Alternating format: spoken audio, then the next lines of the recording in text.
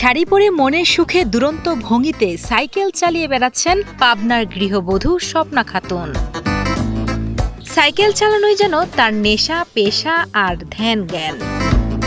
শাড়ি পরে গৃহবধূর এমন সাইকেল চালানো দেখে স্থানীয়রা তাকে ডাকেন চাটমোহরের সাইকেল রানী বলে। শুধু তাই নয়, নিজের ইচ্ছে মতো গান লিখে নিজেই সুর দেন এই নারী। আমি যখন পাবনায় থাকি তুমি থাকো ঢাকা। চালাতে আমার ভালো লাগে, সাইকেল আমার বেশি পছন্দ। আর আমার মতো কেউ সাইকেল চালাতে পারবে না। তোরে কত ভালোবাসি জানে তোরে বাবা মা, তাদের বলছি আপনার মেয়ে ছাড়াই আমি বাঁচব না। অভাব অনটনের সংসারে মাত্র 14 বছর বয়সেই বিয়ে হয় পাবনার চাটমোহর উপজেলার বাহাদুরপুর গ্রামের বাসিন্দা স্বপ্না খাতুনের। তাদের সংসারে রয়েছে 2 সন্তান।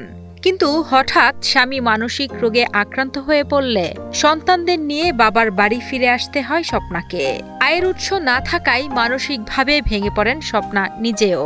বিয়ে তো হওয়ার পর জামাইটাও কেবা পাগল হয়ে গেল, জামাইও পাগল, আমার মেয়েও এইভাবে সাইকেল নিয়ে উড়িয়ে বেড়ায়। সকালে রান্না বান্না করে দুপুরে খাওয়া দাওয়া সে সাইকেল নিয়ে বাড়ায়। তখন থেকেই যেন তার মাথায় ভর করে সাইকেল চালানোর এমন আজব নেশা। বাইসাইকেল চালিয়ে যেন তার নিজের সব দুঃখ কষ্ট ভুলে থাকেন এই নারী। সামর্থ্য না থাকলেও চেষ্টা করেন অসহায়দের পাশে দাঁড়াতে।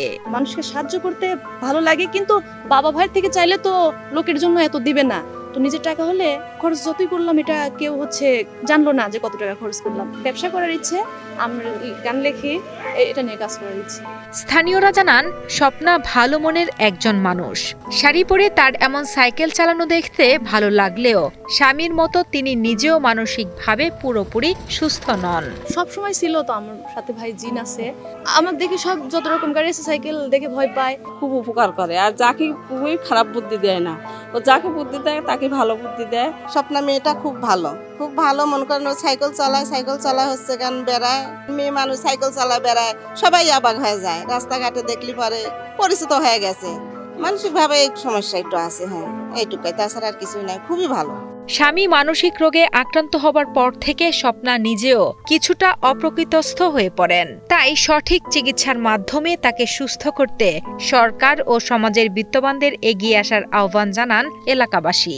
মানসিকভাবে অসুস্থ তার স্বামীও কিন্তু একই অবস্থা। একটা সময় তারা সুস্থ ছিল, কিন্তু স্বামী স্ত্রী একই সময় একইভাবে তারা কিভাবে অসুস্থ হয়ে গেল, এই বিষয়টা আসলে বিধাতা ভালো জানে। আমরা চাবো যে স্বপ্না সহ তার স্বামীকেও সুচিকিৎসা দিয়ে সুস্থ একটা পরিবেশে এনে তাকে আবার পুনরায় তার সংসার জীবনে ফিরে দিয়ে তার ছেলেপিলে কিংবা সংসার করার মতো একটা পরিবেশ আপনারা করে দিবেন।